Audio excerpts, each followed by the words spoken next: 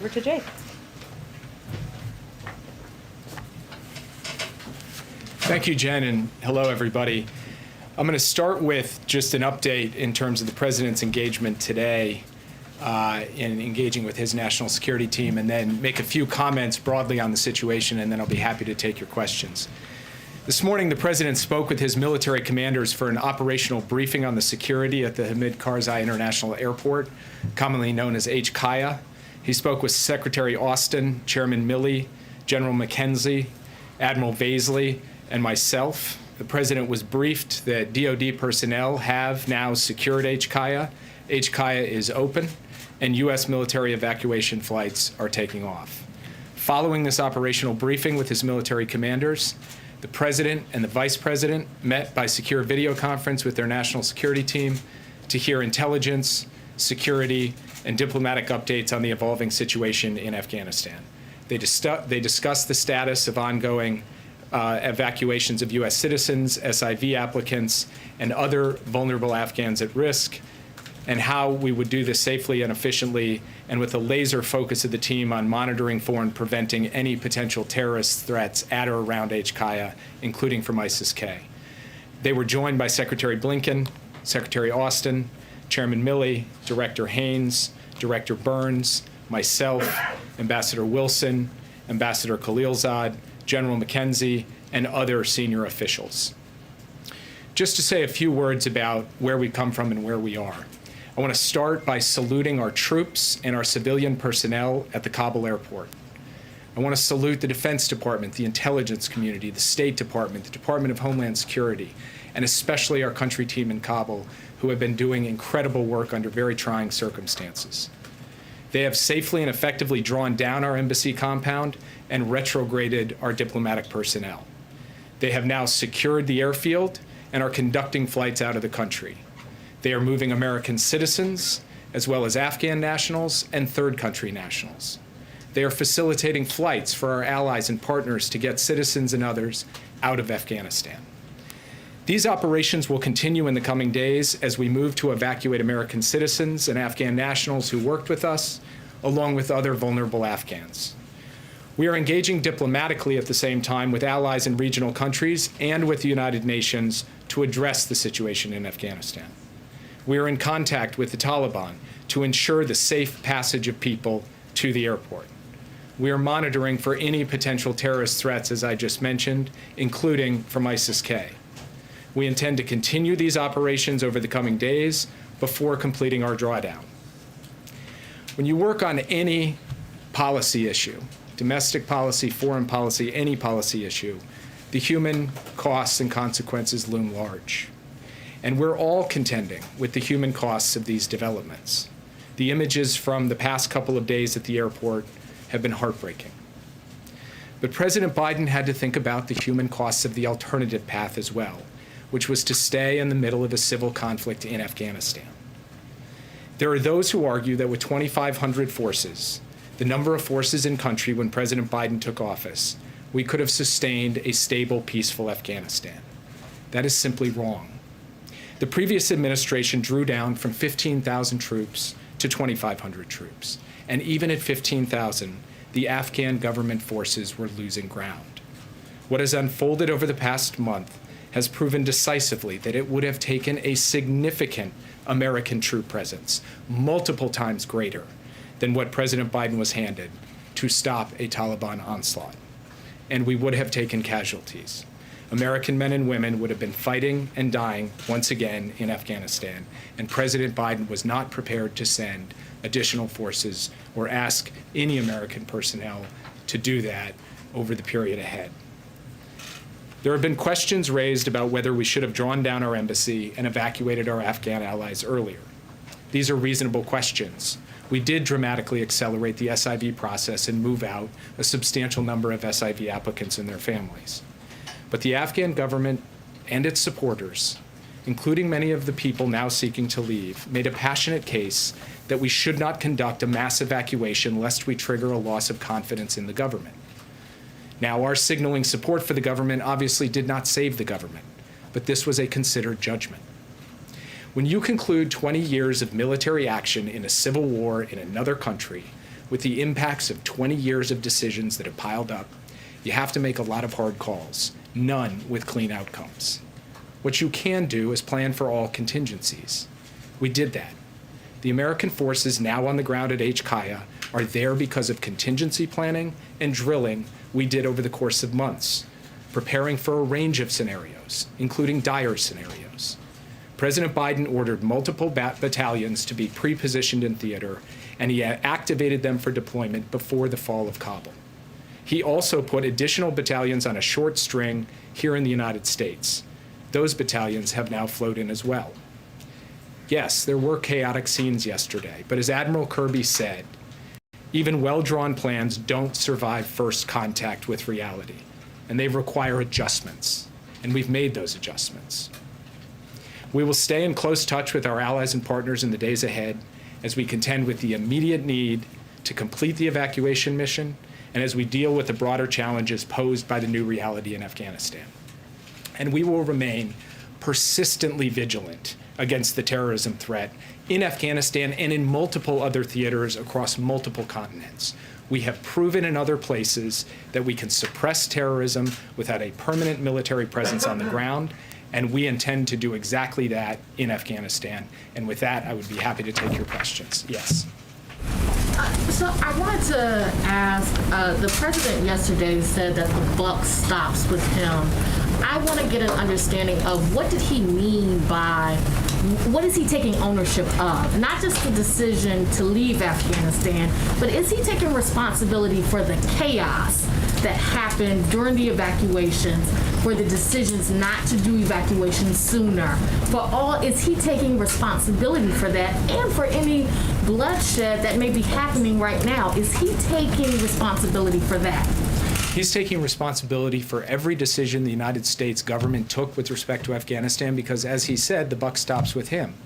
I am also taking responsibility, and so are my colleagues, the Secretary of State, the Secretary of Defense, the Chairman of the Joint Chiefs of Staff, the directors of our intelligence agencies. We as a national security team collectively take responsibility for every decision, good decision, every decision that doesn't produce perfect outcomes. That is what responsibility is. Now, at the same time, that doesn't change the fact that there are other parties here responsible as well, who have taken actions and decisions that help lead us to where we are. So from our perspective, what we have to do now is focus on the task at hand, the mission at hand. You mentioned chaos at the airport yesterday. At the end of the day, the question is, can we effectively evacuate those people who we intend to evacuate? And that is what we are planning for and executing against beginning today, where the airport is secure, the flights are going, the people are coming, and we will continue to do that in the days ahead. Yes. Yeah. What is President Biden's response to the people of Afghanistan who are now in the hands of the Taliban terrorists and feel abandoned by the United States, or to those in Taiwan and elsewhere that are fearful that the U.S. will abandon them to the aggression of China? And follow-up to that is, what is President Biden's response to people in Israel and other countries who might also believe that the U.S. will abandon them to terrorists? So to the first question, President Biden and all of us, as I said in my opening comments, are heartbroken by the human consequences that have unfolded and could continue to unfold in Afghanistan. We believe passionately in human rights and human dignity, and we want to work with the international community to advance that wherever we can. But President Biden was not prepared to have American men and women continue to fight and die in the civil war of another country in order to achieve that. We will use every other tool at our disposal to achieve that, and we will do so day after day, month after month in the period ahead on behalf of the people of Afghanistan. To your question about allies, we gave 20 years of American blood, treasure, sweat, and tears in Afghanistan. We gave them every capacity in terms of training and equipment to stand up and fight for themselves. And at some point, it was the time for the United States to say that the Afghan people had to stand up for themselves. We believe that our commitments to our allies and partners are sacrosanct and always have been. We believe our commitment to Taiwan and to Israel remains as strong as it's ever been. Keep in mind that with respect to Afghanistan, we said back in 2011 that we would be out in 2014. We stayed another 7 years. far and above and beyond the commitment that we made more than a decade ago. And the last thing that I would say is that President Biden is laser focused on accomplishing the core national security objectives of the United States. And when it comes to Afghanistan, that was getting bin Laden and degrading al-Qaeda. We accomplished that, and he believes it was time for our troops to come home. Yes. So just now, Jake, you described a kind of choice that the president that was in front of the president.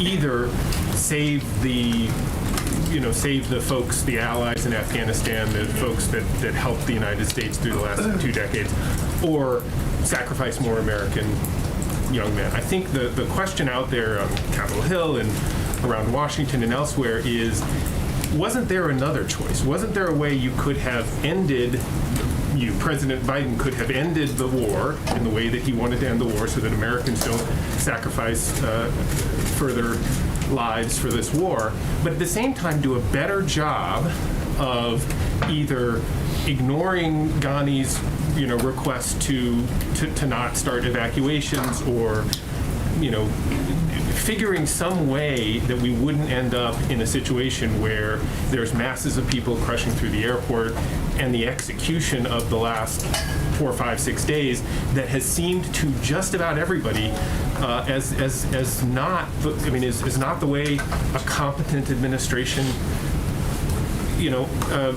not the result that a competent administration has in the end. So isn't that a false choice, and why couldn't you do both? So first, what I would say is that we were clear-eyed going in when we made this decision that it was possible that the Taliban would end up in control of Afghanistan. We were clear-eyed about that. Now, as the president said in his remarks yesterday, we did not anticipate that it would happen at this speed, though we were planning for these potential contingencies. The reason I say that at the outset, that we knew it was possible they could take over, and that had to be built into our calculus in making the determination, as the president did, to draw down our forces, is because once the Taliban came into Kabul, we were going to be faced with a situation, no matter if there were still U.S. troops on the ground or no U.S. troops on the ground, of dealing with a significant number of people wanting to come to an airport to try to get evacuated. I'll give you an example. We communicated with American citizens for weeks, telling them to get out of the country.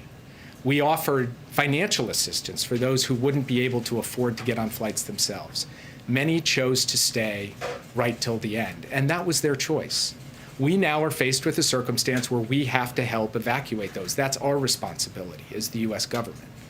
But the point I'm making is that when a civil war comes to an end with an opposing force marching on the Capitol, there are going to be scenes of chaos. There are going to be lots of people leaving the country. That is not something that can be fundamentally avoided. And so while it is a point for reasonable debate, in my view, as to how to think about the right moment to signal a complete loss of confidence in a government or not, and which is going to lead to more suffering and death or not. The fact is that we made the judgments we made based on the information we had at the time while preparing for the alternative contingency, which was having to flow in these troops to be able to get out folks in a mass evacuation. Yes? Do you believe that the mission could be completed by August 31st? As a national security advisor, what do you see the scenario on September 1st? Do you think the Taliban of 2021 are different than 2001? Do you see analogous situation to Iraq where a new terrorist organization will be born, like ISIS out of Al-Qaeda in Iraq, for example? So just on the last point, it's fairly well documented that the Taliban and ISIS-K fight one another, struggle against one another. So I do not foresee a symbiotic relationship there, though these are dynamic scenarios, so we will have to see how it plays. We are working day by day to get as many people out. So I'm not going to speculate on the timetable question that you just laid out. And then finally, on what we expect from the Taliban going forward, that is something that will have to be watched and observed over time, whether in fact they are prepared to meet their obligations to the basic human rights and human dignity of people, to the safe passage of people to the airport, to the fair and just treatment of civilians. That is something they're going to have to show. I come at this with no expectations, but only a sense that they will have to prove to the international community who they ultimately are going to end up being. Yes. Thank you, Jake. Can you tell us what is it exactly, the commitment that you have secured from the Taliban regarding the safe passage of Americans as well as the tens of thousands of vulnerable Afghans? The Taliban have informed us that they are prepared to provide the safe passage of civilians to the airport, and we intend to hold them to that commitment. Do you believe them? Yes. Just for clarity on that, is there some deadline that's been set? Has the Taliban given assurances that this will go till August 31st? Is the deadline before that or after that? For clarity on what you just said. We believe that this can go till the 31st. We are talking to them about what the exact timetable is for how this will all play out, and I don't want to negotiate in public on working out the best modality to get the most people out in the most efficient way possible. I have a question about yesterday. President Biden said that the United States military cannot sacrifice where there is no national interest. If the same analogous, will the U.S. withdraw troops from its allies, including South Korea? What is your comment? So the president, as he has said repeatedly, has no intention of drawing down our forces from South Korea or from Europe, where we have sustained troop presences for a very long time, not in the middle of a civil war, but to deal with the potential of an external enemy and to protect our ally against that external enemy. So it is a fundamentally different kind of situation from the one we are presented with in Afghanistan. Thank you. The president yesterday said the situation in Afghanistan unfolded more quickly than anticipated. You said it yourself just a few moments ago. But numerous officials have told ABC that there were key intelligence assessments warning the Taliban could overwhelm the country and take the capital within weeks. Did the White House disregard that intelligence and push ahead? I'm not actually familiar with the intelligence assessment you're describing, but I also don't want to get into specific intelligence products. And one thing I will not do from this podium or anywhere else is talk about what a different component of the interagency did or didn't do, because from my perspective, we are one team with one mission trying to execute and do so in the best interests of our interests and values. So I will leave it at that. If that mission is not complete by August 31st, and there are Americans and Afghan allies who remain there, will U.S. troops stay until everyone is out, or will they leave? So I'm not going to comment on hypotheticals. What I'm going to do is stay focused on the task at hand, which is getting as many people out as rapidly as possible, and we will take that day by So day. you can't commit to bringing back every American. There's a large number of Christian missionaries and aid workers that are particularly vulnerable because they're known to be Christians. Is there any plan to get them to the airport and get them out?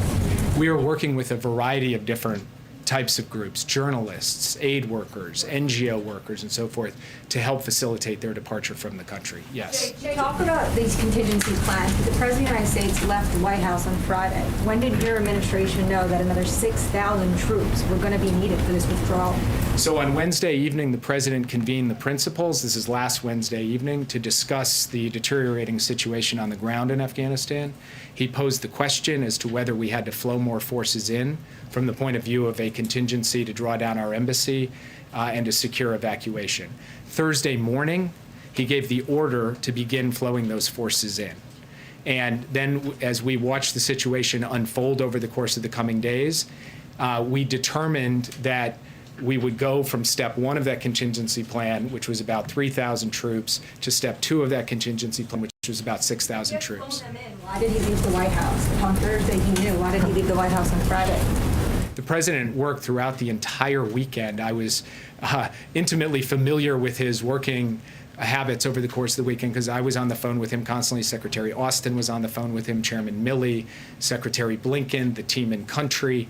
So he was monitoring developments hour by hour throughout that entire time and has been making a series of decisions about troop deployments, giving us direction and guidance about how to take the shape of this mission and make sure that we're executing it. And at every turn, asking our military, who is leading this mission and executing this mission with bravery and valor, what do you need? I will get you anything you need. He asks that question multiple times every single day. So President Biden has been deeply engaged in this. Yes. Jake. Sorry, there's a lot of anger in Australia this morning about the way this has played out. We've got citizens and then, of course, so many Afghans who have helped the Australian forces and helping the US mission over the past 20 years. Does the administration accept some responsibility, or perhaps what would be your response to those people who are trapped and some are fearing execution because of the exit strategy, or perhaps lack of competent exit strategy? We do take some responsibility for our allies and partners in Afghanistan. In fact, as I said in my opening comments, we are working to facilitate flights and have already done so for countries that have lined them up and gotten their citizens to the airport. And we'll be eager to work with Australia to help get out Australian citizens and other individuals who the Australians would like to see get out. Yes. Jake, what do you say to the next generation of Afghan women and children, young girls who face fundamentally different human rights moving forward? I say that truly, deeply, my heart goes out to Afghan women and girls in the country today under the Taliban. We've seen what they've done before. And that's a very hard thing for any of us to face. But this wasn't a choice just between saving those women and girls and not saving those women and girls. The alternative choice had its own set of human costs and consequences, as I said. And those human costs and consequences would have involved a substantial ramp up of American participation in a civil war with more loss of life, more bloodshed, families here in the United States who would be asking a different form of the question you just asked. These are the choices a president has to make. And it doesn't mean because we don't have forces in that country that we're not going to fight on behalf of women and girls and human rights and human dignity. We are. We do in many other countries where we don't have active military participation. And we'll do it in Afghanistan too, and we will attempt to use every measure of tool and influence we have, along with our international allies and partners, to alleviate the burden that those women and girls will face in the days ahead. We are absolutely, resolutely committed to that. Yes. Recognize the Taliban as the legitimate governing power in Afghanistan now? Right now, there is a chaotic situation in Kabul where we don't even have the establishment of a governing authority, so it would be really premature to address that question. Ultimately, it's going to be up to the Taliban to show the rest of the world who they are and how they intend to proceed. The track record has not been good, but it's premature to address that question at this point. Yes. You said that the Taliban is committed to safe passage to the airport, but our reporting is that they've set up checkpoints outside the airport. People are being beaten and whipped when they try and cross these checkpoints, and that some of the evacuation flights are leaving nearly empty as a result. What assurances do you have specifically about these checkpoints, and when do you expect them to stop doing this? So two things about that. First, the earliest evacuation flights in any evacuation tend not to have every seat filled because the process of getting any evacuation underway has a throughput issue. So we believe that that is being resolved with each successive flight, and we will be putting 300 passengers on your average military cargo plane heading out of the country, one after another, hot onloading and hot offloading. Second, in terms of people being turned away, by and large, what we have found is that people have been able to get to the airport. In fact, very large numbers of people have been able to get to the airport and present themselves. There have been instances where we have received reports of people being turned away or pushed back or even beaten. We are taking that up in a channel with the Taliban to try to resolve those issues, and we are concerned about whether that will continue to unfold in the coming days. As things stand right now, what we are finding is that we are getting people through the gate, we are getting them lined up, and we are getting them on planes, but this is an hour-by-hour issue, and it's something we are clear-eyed about and very focused on holding the Taliban accountable to follow through on its commitment. Yes. Jake, thanks so much. You've talked about your confidence in the contingency planning, and I'm wondering if in hindsight, looking at the planning and execution, what this administration would have done differently, knowing what it knows now. It's a good question, and it's one that we will conduct an extensive hot wash, as we say. We'll take a look at every aspect of this from top to bottom. But sitting here today, I'm spending every hour I have focused on how we execute the mission we have before us, which is getting all of these people out. Yes. Jake, 2 questions for you. One, has the president spoken to any other world leaders since Kabul fell to the Taliban? Sorry, I was looking at the wrong person. He has not yet spoken with any other world leaders. Myself, Secretary Blinken, several other senior members of the team have been engaged on a regular basis with foreign counterparts, and we intend to do so in the coming days. Right now, the main issue is an operational issue. It's about how we coordinate with them to help them get their people out. And we are operating through logistical channels and policy channels to try to make that happen. And Jake, yes. just to follow up on that, you just said that you will conduct a review of what went wrong here on the U.S.'s response. I know you said there are other additional factors like what happened on the ground in Afghanistan that led to this. Will you publicly disclose what went wrong and who misjudged the intelligence here over how quickly the Taliban could take over? So first, I didn't describe that we were doing a, quote, what went wrong review. What I said is we'll do a hot wash. We'll look at everything that happened in this entire operation from start to finish, and the areas of improvement, where we can do better, where we can find holes or weaknesses and plug them as we go forward. And of course, we intend, after we've had the opportunity to run that analysis, to share that with people. Yes. Thank you, sir. You noted that you had encouraged Americans on the ground there to leave and that many chose not to. I just wanted to follow up on Weeja's question. Will the U.S. government commit to ensuring that any Americans that are currently on the ground in Afghanistan get out? That's what we're doing right now. We have asked them all to come to the airport to get on flights and take them home. That's what we intend to do. Yes. Former officials from multiple administrations, the Obama administration, the Bush administration, have said they are certain Afghanistan will become a safe haven for terrorists. I know you and the president have disputed that. What do you think those officials are getting wrong, and can you ensure that Americans are safer today because of your actions than we were several months ago? I want to be very clear about what our position is. Our position is that we are going to have to deal with the potential threat of terrorism from Afghanistan going forward, just as we have to deal with the potential threat of terrorism in dozens of countries in multiple continents around the world. We have to deal with the threat of terrorism in Yemen and Somalia and Syria. We have to deal with the threat of terrorism across the Islamic Maghreb. We have to deal with Al-Qaeda and ISIS-K. And we have to do so using a wide variety of tools, intelligence capabilities, defense capabilities, and yes, in some cases, the support we can provide to local partners to help them deal with the challenge. And what we have shown is in many of the countries I just mentioned, among others, we have been successful to date in suppressing the terrorist threat to the U.S. homeland in those countries without sustaining a permanent military presence or fighting in a war. And that is what we intend to do with respect to Afghanistan as well. So this is not a question about whether we're clear-eyed about the terrorist challenge from Afghanistan. It is about whether the terrorist challenge in 2021 is fundamentally different from the terrorist challenge in 2001. We believe it is fundamentally different, and we need to be postured effectively to deal with the terrorism challenges we find it today as opposed to 20 years ago.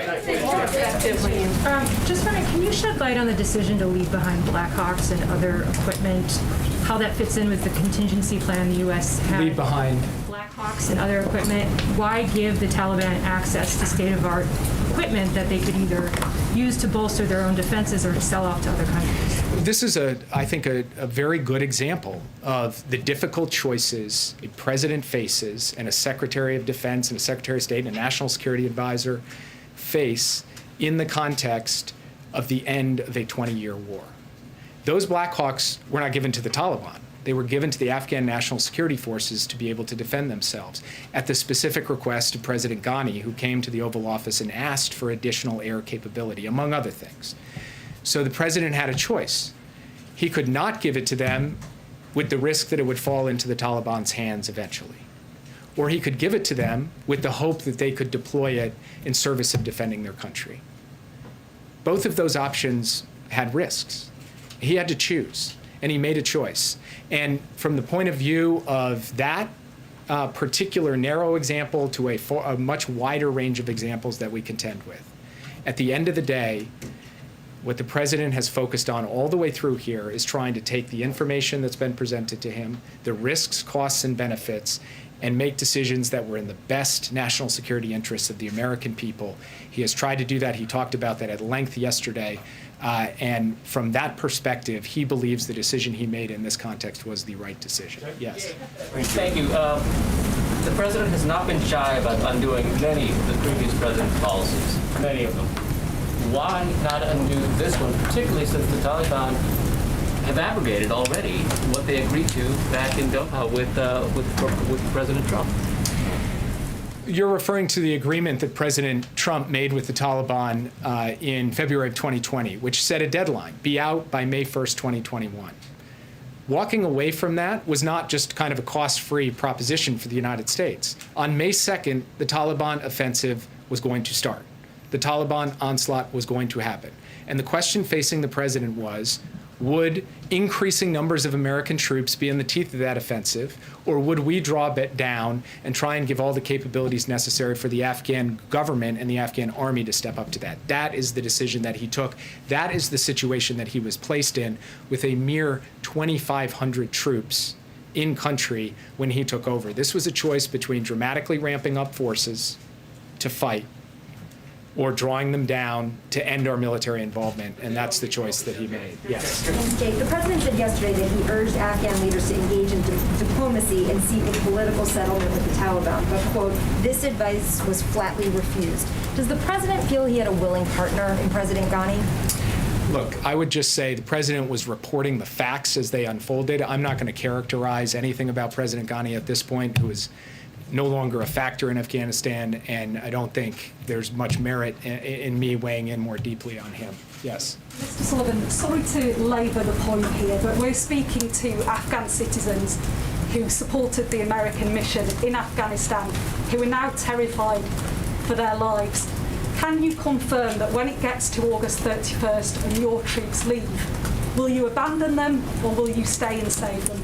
Our plan is to safely evacuate the people who worked with the United States, who are eligible for special immigrant visas, which is a generous program set up on a bipartisan basis by our Congress. We have identified those individuals and families. We are making provision to have them come to the airport and get on evacuation flights out of the country. That is what we are going to do between now and the end of the month. Yes. Thank you, Jake. One question. Going back to President Ghani, have any top officials of the Afghani government, the former Afghani government, made requests for asylum in the United States? And would President Ghani and Vice President Abdullah, among others, be welcomed in the U.S.? I'm not familiar with any such requests, and I'm not going to get into hypotheticals. Yes. Thanks, Jake. With the president at Camp David, can we, the American people, expect to hear from him in the coming days as the operation to get people out continues? I'll leave it to Jen to answer that, but yes, you will hear from him in the coming days. Yes. President, thanks for taking my question. President Biden was expected to repair the damage caused by the previous administration to the NATO. The way the withdrawal was carried out added new strength to the alliance. How severe is this damage, and what you would tell your allies? President Biden has a long and deep history of solidarity and commitment to the NATO alliance. His commitment to Article 5 is rock solid and sacrosanct. We just had a very successful NATO summit where we committed to a new strategic concept and a new way forward on the emerging threats we're going to face. He believes in his personal bonds with the leaders of NATO, and he believes in the institutional bonds between the United States and NATO. And I would just note also that our Secretary of State and our Secretary of Defense went to repeated ministerial meetings at NATO for consultations on this decision, and ultimately secured an agreement of the North Atlantic Council for it to be carried out along the timetable that was laid out. All of the allies signed up to that. What the president also committed to was making sure that every last NATO troop on the ground in Afghanistan and there were more NATO troops in Afghanistan than American troops when Joe Biden took office, would get out safely and securely without incurring a single casualty, and he executed that. And then finally, he's committed to facilitating the flights of our NATO allies and partners to get their civilians out and to get others out. And he is in the process of doing that. In fact, planes from NATO countries have landed and taken off with their personnel over the course of the past 24 hours. I think your previous answers are not enough to assure U.S. allies and partners, because first Korean War broke out as a civil war. If the United States commit only to places that without civil war, how can you ensure allies that the United States will defend them in a crisis that can describe as a civil war? For example, if the People's Republic of China attacks Taiwan, the Chinese can argue that it is a civil war among the Chinese, and how can you just how can you justify the U.S. involvement in Taiwan and South Korea? And I also understand the United States did not want to make a sacrifice, but at the same time, leadership requires a sacrifice. And how can you just claim to be a global leader without making sacrifice? So I want to start where your question ended, because the United States made an extraordinary sacrifice in Afghanistan. 2,448 Americans lost their lives in Afghanistan. Tens of thousands of Americans were injured in the war in Afghanistan over 20 years, trying to help that country stand up and being able to defend itself. The United States spent more than $1 trillion of its resources in Afghanistan. The amount of sacrifice and solidarity and commitment to Afghanistan, to trying to give it a chance, was immense. And it wasn't just the United States. Many other countries joined us and had their own sacrifice. Excuse me, let me just finish answering the question. And so the idea that there was a lack of sacrifice on the part of the American people is belied by the rows of headstones over at Arlington National Cemetery, where people have come home. When it comes to Taiwan, it is a fundamentally different question in a different context. And so from our perspective, what we need to focus on, well, I'm sorry, if I'll take the next question if you won't let me answer. Yeah. So what's your take on the conference earlier by the Taliban, especially the comments that they made about protecting women's rights? Do you have any trust in the fact that they're going to hold up to it? Like I've said all along, this is not about trust. This is about verify. And we'll see what the Taliban end up doing in the days and weeks ahead. And when I say we, I mean the entire international community. Yes. The Biden administration has talked a lot about evacuating American and Afghan who helped the U.S. in the war, but there were many foreign nationals, including many Africans who were there. What's the administration doing to evacuate them safely? So the United States is also focused on helping third country nationals get out of the country safely. Yes. Back in the spring, you and several administration officials committed that civilian and humanitarian aid would continue into Afghanistan. Now that the Taliban has taken over the government, does that just completely stop? Is there a possibility that that would restart at some point? We will have to take a hard look at how we proceed with on any basis at all. And as I said to one of your colleagues earlier, it's premature to answer those questions. That's something we will have to take a look at after we get through the immediate task of this mission. Yeah, at the back. What is the status of the Afghan security forces and the U.S. relationship with them? I'm sorry, can you repeat the question? The Afghan security forces and the U.S. relationship with them.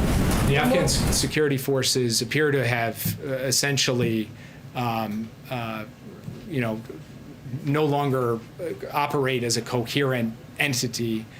They essentially have given way to Taliban physical security control over the major population centers. Yes. What's the relationship with them? Follow-up question about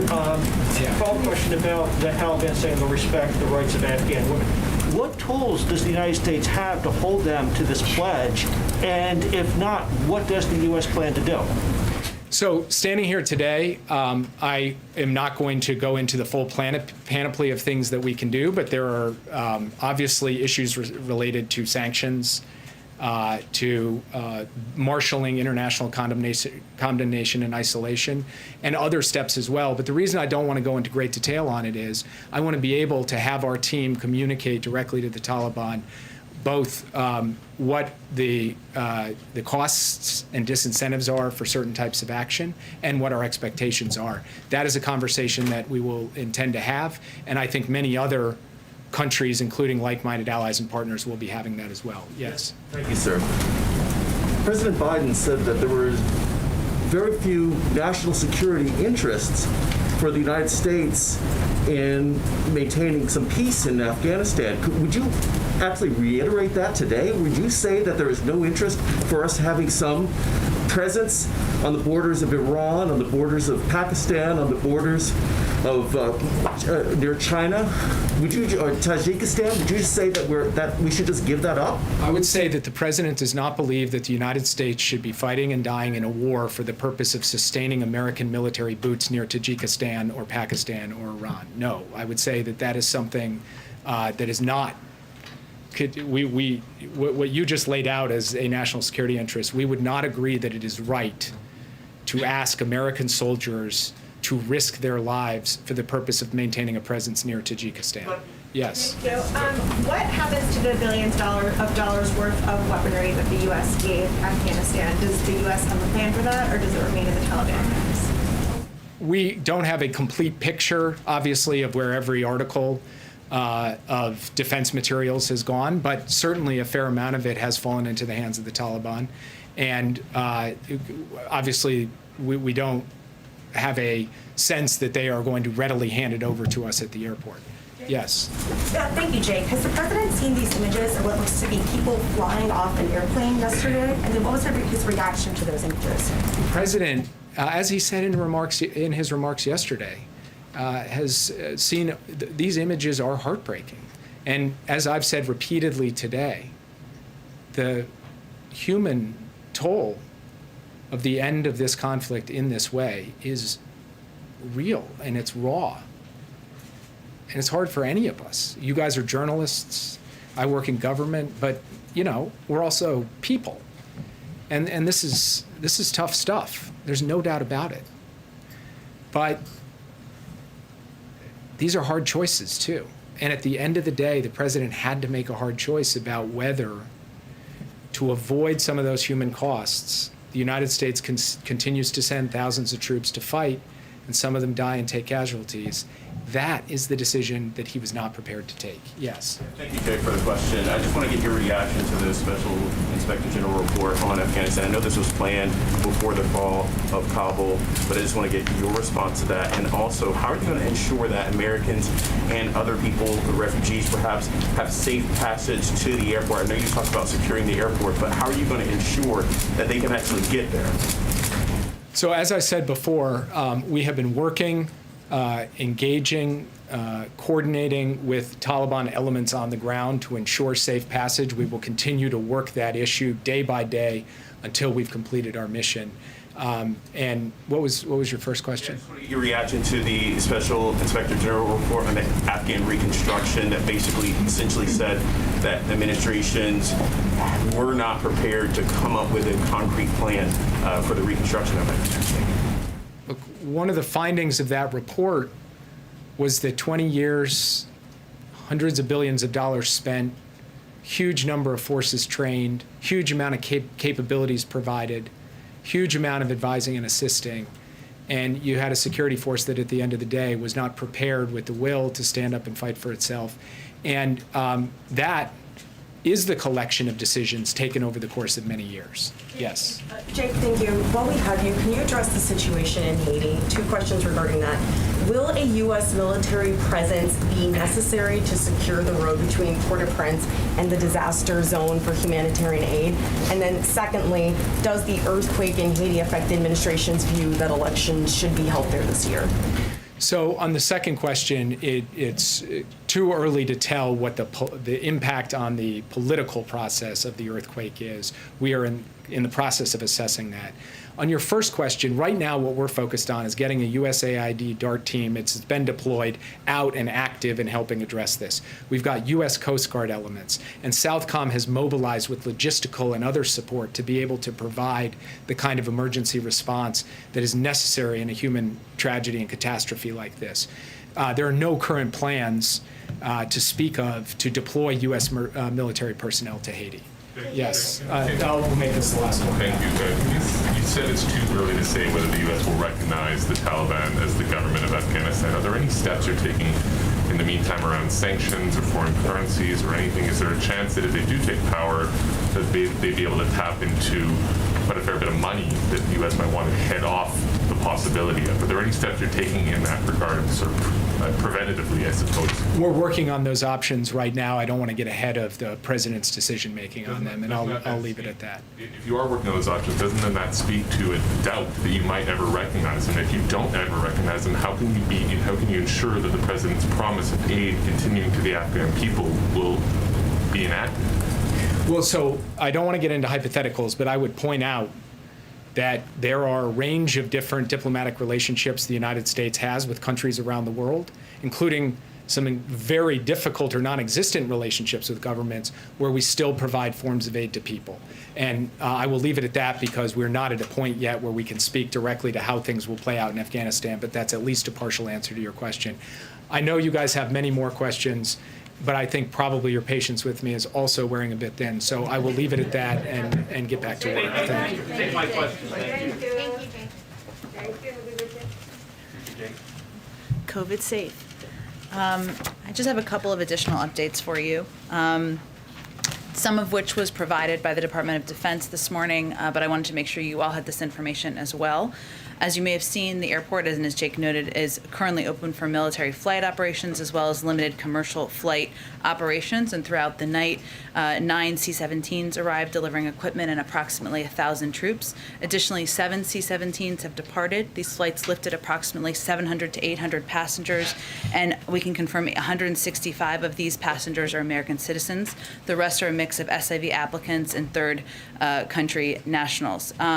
And I would also note that, in addition, the intention is to have additional flights out this morning. There's obviously going to be operational updates that will be provided on a regular basis by the Department of Defense. But as you saw them brief out, our focus over the last 24 to 48 hours has been securing the airport and ensuring that we can begin to expedite flights of both American citizens, SIV applicants, and others out. I also just wanted to note that this morning, on a different topic, Biden administration officials joined a meeting of the U.S. Conference of Mayors to discuss our eviction prevention efforts. CDC Director Rochelle Walensky provided an update on the state of the pandemic, and Associate Attorney General Vinita Gupta reiterated ways that mayors across the country can work closely with state and local courts to set up eviction diversion programs in their city. This meeting is just the latest in our efforts to communicate and work with local officials to ensure we're getting assistance out to keep people in their homes. I know we've been here a while, but I know there are lots of topics out there. Go ahead, Josh. Thanks, Jen. With regard to the booster shots, how many shots does the U.S. have available for boosters? And will supplying boosters have any impact on U.S. vaccine donations around the world? So let me first note that tomorrow the COVID-19 team and our health and medical experts will host a briefing and we'll discuss next steps as it relates to boosters. I would also note for your planning that you can expect to hear from the president on this topic as well following their briefing. So I will leave it to them to provide additional details and to answer what I know are your good questions about data and an understanding of what leads to decisions along those lines. On the supply component of that, I'm sure they will address that, Josh, but one of the things we have said repeatedly, and I will note, I said back in May, Jeff Zients said again in July, is that part of our operational focus was ensuring we had enough supply to provide booster shots should that be a decision made by the FDA. So that has been in our planning processes for months now, and certainly we've planned for this contingency, and we'll wait for a formal announcement. Does the President plan and the First Lady plan to get booster shots? Certainly, if they are recommended, once a formal announcement or briefing is done, they will certainly plan to follow the guidelines, of course. What's the rest of his week look like? Like he's up at Camp David now. Is he still going to Wilmington? What's the schedule? Well, I think Rachel asked this earlier, so the president will return to the White House. I don't have an exact time for you, but tomorrow he will both be doing an interview with George Stephanopoulos for ABC, and he will also, where he will, of course, I'm certain, be speaking to the situation on the ground in Afghanistan. He'll also be delivering some remarks on COVID as well. In terms of additional portions of the schedule next week, we're still working those through, so I don't have an update for you at this moment in time. Go ahead. Thank you. On COVID, is the White House concerned that moving forward with boosters could make it that much harder to get more unvaccinated Americans to get that initial shot?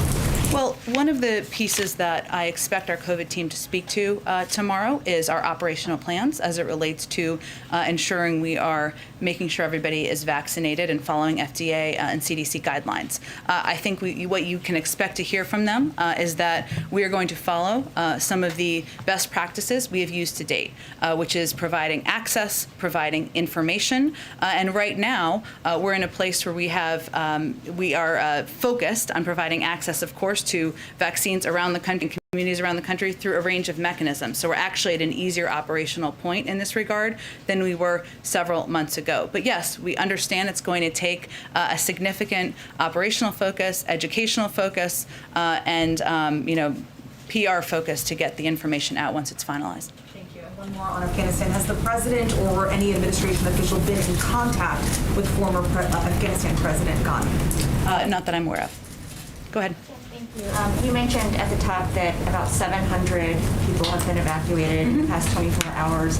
Pentagon officials, including Press Secretary John Kirby, expect that number to increase to 5,000 to 9,000 a day. Can you talk about what needs to happen between now and then to ramp the number up, and when you expect to hit it? Sure, Jen, it's a good question. I think what I had been referring to just a few minutes ago was the fact that our focus has been on securing not just the perimeter of the airport, but also operational capacity at the airport, which of course is a Department of Defense operation they're overseeing in coordination with the State Department. And so because we've had success in that regard, we are hopeful and expect to expedite additional flights out. So that was not the place where we were at this time yesterday, and given we've made progress in this regard, we are hopeful to increase the number of people, American citizens, SIV applicants, and others that we can get out of the country. It's our understanding that Americans have been called to the airport, but it's up to them to travel there at their own risk. Why isn't the U.S. providing any support, any transportation for them to get to Kabul? Well, I would just go back to what our National Security Advisor discussed as it relates to the Taliban and discussions with them about safe passage for people who are coming to the airport. We've also seen, I don't have an exact number for you, I'm sure the Department of Defense and State Department can provide that, but a large number of American citizens and others making their way successfully to the airport over the course of the last 24 hours. Just one more. I know we all tried to ask Jake this question, but can you offer any guarantee to the Americans and Afghan allies that if they remain there past the end of the month, U.S. troops will help them evacuate past the end of the month? Weijia, our focus right now is on doing the work at hand and on the task at hand, and that is day by day getting as many American citizens, as many SIV applicants, as many members of a vulnerable population who are eligible to be evacuated to the airport and out on planes. And we're going to do that in an expeditious fashion. That is the focus of the President, of our Secretary of Defense, of our Secretary of State, and everybody on our national security team. So that is where we will keep our efforts. Go ahead. Thank you. There's been some criticism from Democratic lawmakers on Capitol Hill, Mark Warner, Bob Menendez saying, I'm disappointed that the Biden administration clearly did not accurately assess the implications of a rapid withdrawal. What is the White House's response to those lawmakers? Well, I would first say that we did assess early on, when the President asked for a clear-eyed assessment, that there would be impacts and there would be consequences of making the choice he made. He also acknowledged yesterday, and I would just reiterate, that this did happen more rapidly than we anticipated here, than anyone anticipated. I think that accounts for members of Congress and people who are on the ground in Afghanistan. And what our effort is now is focused on moving as many people out as we can from the country. But I would also note and reiterate reiterate to anyone who's a critic that any president has to make difficult choices as commander-in-chief, as Jake Sullivan just said. And the president made the choice that he was not going to ask U.S. men and women, servicemen and women, to fight a war that the Afghans were not willing to fight for themselves. It does not mean there aren't going to be impacts that are gut-wrenching, that are heart-wrenching, that we're all watching transpire over the last couple of days. But these are the difficult choices you have to make as commander-in-chief, and that's the choice he made. And does he still have confidence in his intelligence teams? He certainly does. He works in lockstep, and he's been briefed on a regular basis, as Jake just outlined, multiple times a day sometimes, by members of his national security team, and we're working in close coordination to get the job done each day. Go ahead. Sort of follow up on Caitlin's questions about criticism from people who are your allies or your friends. David Axelrod has called you the best press secretary in his lifetime, I think. My mom would like that. Okay. But he's also said that the events of the last weekend are, I mean, this is paraphrasing here, but indefensible, I think. He said you can't defend them. And he has basically said that you guys should acknowledge that it was a failure and be willing to say that the events of the last several days were a failure, even as you maybe, defend the broader question of the drawdown in Afghanistan. What do you say to David Axelrod, who is such a fan of yours? Mutual. There are a few people I respect as much as David Axelrod in the world of politics. He's brilliant. He's also a great human being. But he would be the first to say that there is a difference between being on the outside and speaking on television and being on the inside, and the difficult choices that you have to make. And as I've noted, and as Jake noted, even as we're watching over the last couple of days, heart-wrenching, gut-wrenching photos, you referred to some of them, Mike, the president stands by his decision because he knows it's in the interest of the United States, our national security, and the American people. And he is not going to ask mothers and fathers to send their children to fight a war the Afghans won't fight for themselves. And that does not mean that there aren't chaotic moments. There are. There does not mean there aren't moments that we may look back and, take a look at approaches and how to address things moving forward. Of course, that's a part of how you assess governing and how you assess operations moving forward. But right now, and he would be the first, he spent, as you all know, an important role, a vital role, advising President Obama to acknowledge that when you're in government, you're faced with difficult choices. The president is faced with difficult choices, so are members of his team. And what you have to always make the decisions based on is what's in the interest of the American people. Go ahead. Does the president believe that his orders were executed as intended? In these past couple of days, obviously those images that we've all seen, I mean, is he assessing blame at all for that? And does he feel like he ordered the military to do certain things and they did it as intended? Well, his order was to deploy additional military men and women to go to Afghanistan to help evacuate American citizens, SIV applicants, and others safely out of the country, some to the United States, and to help our partners and allies around the world as well. We are effectively doing that. And the photos we're seeing of chaotic moments, no doubt, at the airport are of many Afghans who want to get out of the country. We certainly understand that as well. And as Jake just said, when you're at a point where things are happening more quickly than anyone would have anticipated, not just people in this White House, but certainly people in Afghanistan, people in the international community, probably people in Congress, then you're going to have some chaotic scenes. But the president is confident in his national security team and their ability to get the mission done and get the mission accomplished. And as I just noted earlier, right now the airport is secure. We're working to expedite flights and get more people out of the country. And then just to follow on, the president has been quite clear that he does not have any trust in the Taliban. And so I guess Jake kind of went about this in a couple of different ways, but do you guys have any assurances that the Taliban is clearing the safe passage to the airports? And what are the consequences to them if they do not? Well, the consequences are the full weight and force of the United States military, and I think we've made that clear. But right now, and we're not trusting, we're not taking their word for it. We are watching closely, we are in close contact, and we are certainly assessing whether they are going to abide by their commitments and by their actions. Go ahead. How many Americans are in Afghanistan, both inside Kabul and outside Kabul, and should they get priority on evacuation flights? John Kirby said that it's going to be a mix of SIV applicants and Americans, but should those remaining American citizens get priority, and how many are there in the country right now? Well, we are prioritizing a number of groups: American citizens, embassy employees and their families, our locally employed staff, SIV holders and applicants, Afghans who would be eligible for P1, P2 refugee programs, which includes, by the way, translators who may have assisted media organizations and others. There have been, how the process works, I should tell you, is that there are individuals who will self-identify as American citizens. That number is around 11,000. Beyond that, around the country.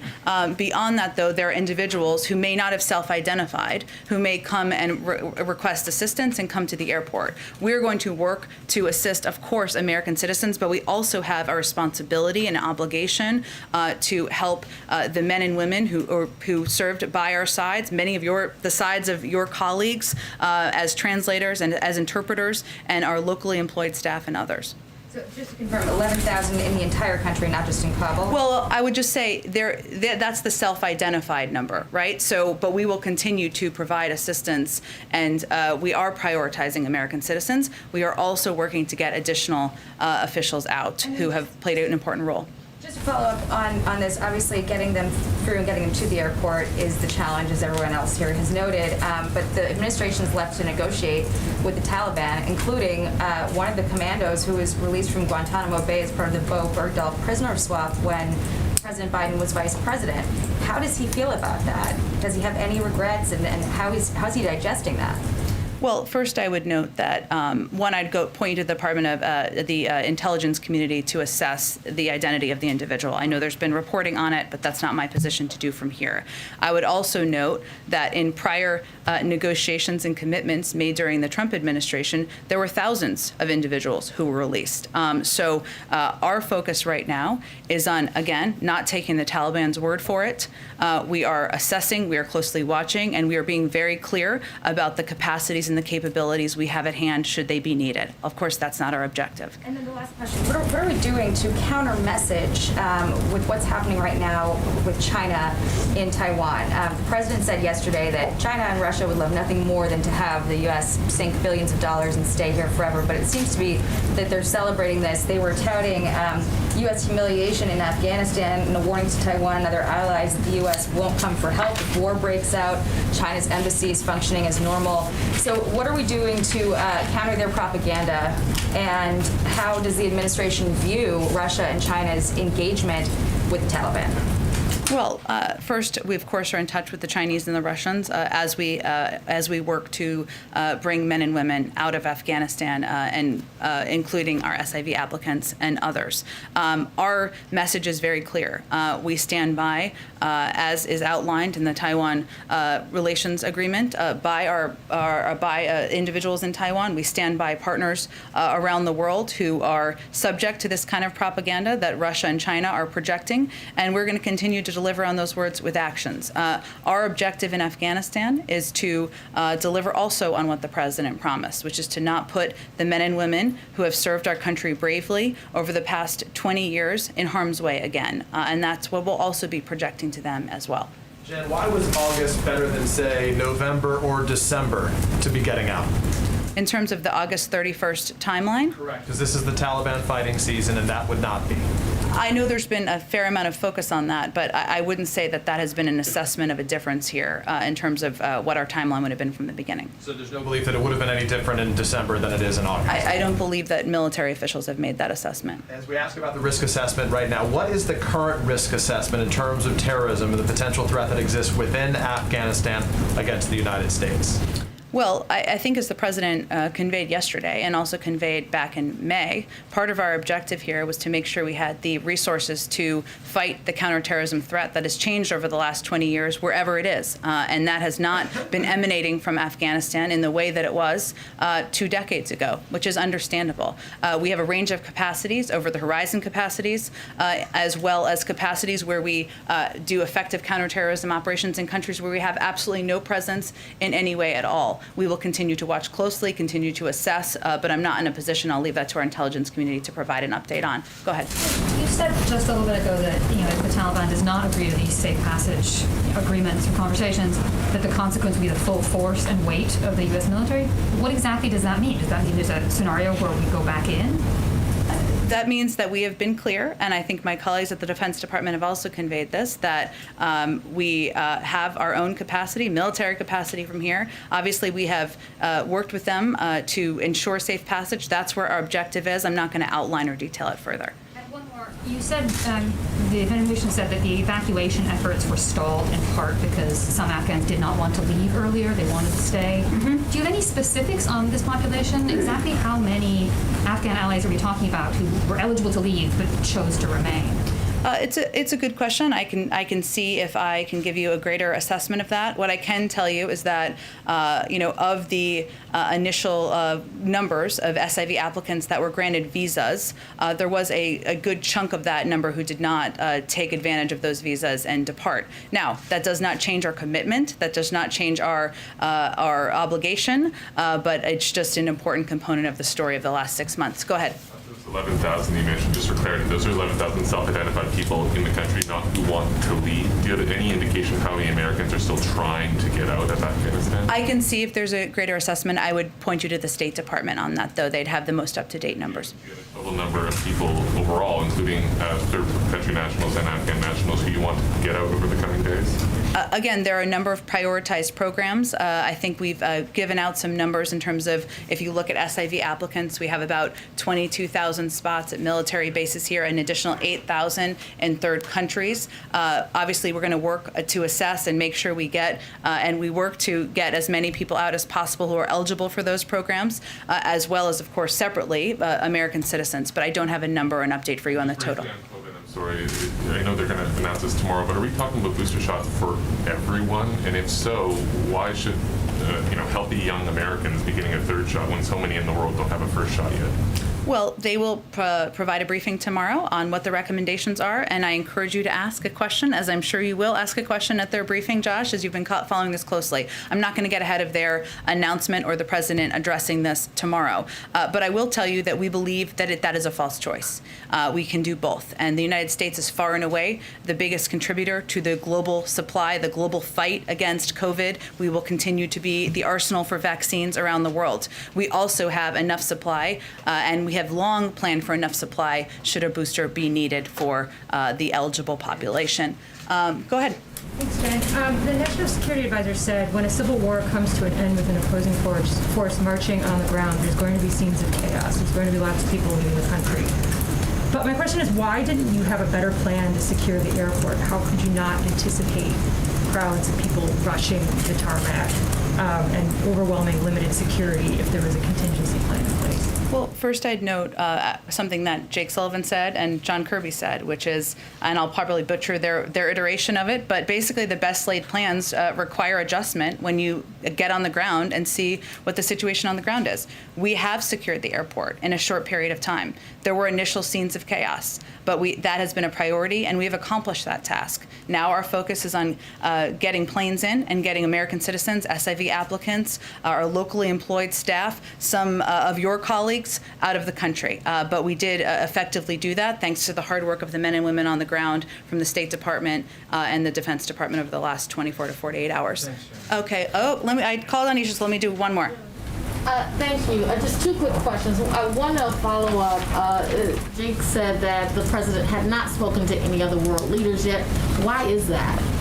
Jake also said that our focus right now has been on operational efforts, which includes coordination at a lower level than leaders and heads of state. And that is our focus on working with third countries to help get their citizens out, or, of course, working with others on the ground to get vulnerable populations out. That's where the focus is at hand right now. And if there is a benefit in the president picking up the phone and calling world leader, he will certainly do that, and I expect he'll do that in the coming days. Thanks so much, everyone. Have a great day. Thank you.